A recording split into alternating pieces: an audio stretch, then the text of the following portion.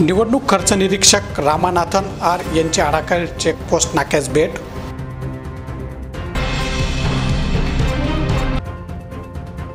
जळगावातील अपक्ष उमेदवार शेख यांच्यावर अज्ञातांचा गोळीबार। विधानसभा सार्वत्रिक निवडणुकीसाठी धुळे जिल्ह्यातील 5 विधानसभा मतदारसंघांकरता निवडणूक खर्च निरीक्षक रामानाथन आर यांनी आज शिरपूर तालुक्यातील आडाखेळ येथे आंतरराज्य सीमेवरील स्थिर सर्वेक्षण पथकास भेट देऊन पाहणी केली आहे। धुळे जिल्ह्यातील 5 विधानसभा मतदारसंघ निवडणुकीसाठी 20 नोव्हेंबर रोजी मतदान प्रक्रिया पार पडणार आहे।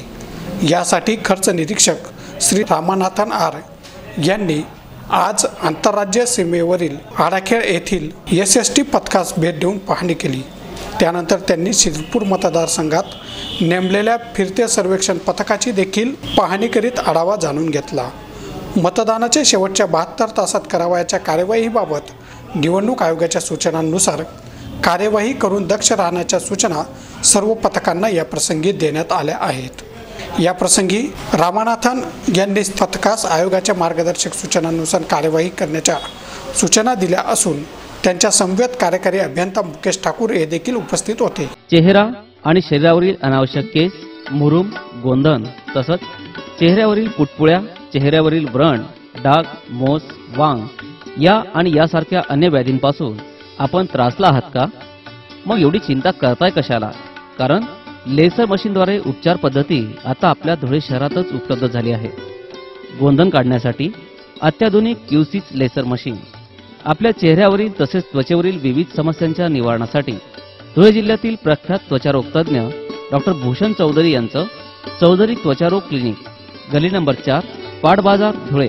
फोन 235 570। जळगाव विधानसभा मतदारसंघातील अपक्ष उमेदवार अहमद हुसेन शेख यांच्यावर अज्ञातांनी गोळीबार केला आहे। सुदैवाने शेख हे थोडक्यात बचावले आहेत, मात्र या घटनेने कायदा व सुव्यवस्थेचा प्रश्न निर्माण झाला आहे।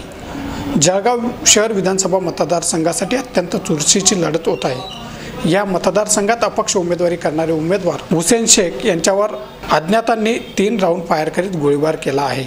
सुदैवाने ते थोडक्यात बचावले असून त्यांच्या कार्यालयाचे मात्र यात नुकसान झाले आहे। या घटनेने परिसरात भीतीचे वातावरण निर्माण झाले होते। दरम्यान या घटनेमुळे कायदा व सुव्यवस्थेचा प्रश्न निर्माण झाला आहे।